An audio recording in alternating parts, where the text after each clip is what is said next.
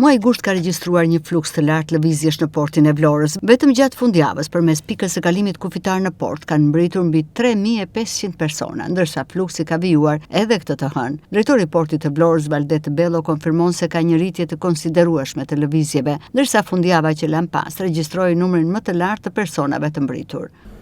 Po, jemi, mund të themi, plotësisht në ditët me pikun më të lartë të pasagjerëve.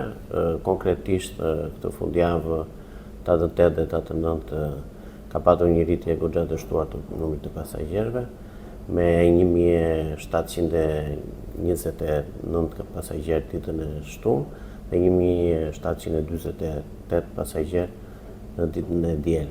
Diku tek mbi 400 mjetë është këto në ditën e shtunë dhe mbi 400 mjetë po dhe ditën e diel. Domethënë, po bëjmë një llogaritje, janë diku te 3500 pasagjerë në fundjavë, këtë fundjavë që ka kaluar, dhe gati 1000 mjetë.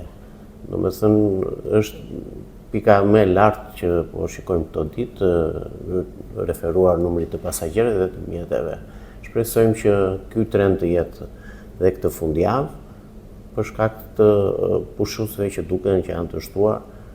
Po, në mbasdite, domethënë aktualisht po punojnë dy tragete, njëri është në mëngjes dhe në orën 5 të mbasdites vjen dhe trageti tjetër, të cilët operojnë në mënyrë të sinkronizuar me njëri tjetrin.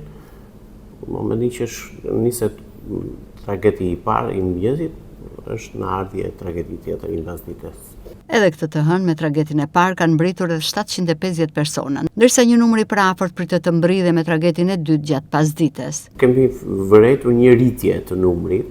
Ditën e në mos gaboj ditën e diel ka patur një rritje diku tek 800-900 pasagjerë, të cilët kanë lëvizur domethënë nëpërmjet linjës tonë brindisi. Po. Porti i Vlorës po përballon një fluks të lartë lëvizjesh gjatë kësaj periudhe, ndërsa pritet që ky ritëm të vijojë edhe gjatë kësaj jave.